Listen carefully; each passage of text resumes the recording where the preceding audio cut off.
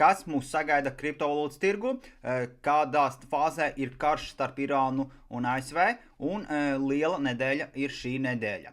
Pirmā lieta – Bitcoins šodien uzkāpa virs 74,000, atstājot apakšā pie 71,500 aptuveni CME gapu. Kā mēs zinām, gapi vienmēr īsākā laikā vai garākā tiek aizpildīti.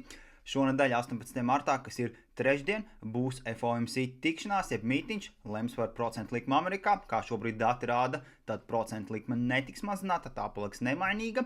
Tāpatās, kas notiks īsti kriptovalūtas tirgu, tad pievienojas rīt 8:00 vakarā 17. martā kripto numur 1 YouTube tiešraidē, iesim cauri tirgu, kas tad īsti mūs sagaida.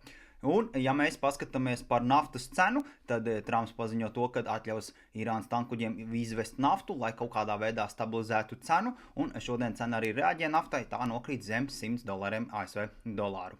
Vairāk par kripto atradīsim mana profila apraksta linkā.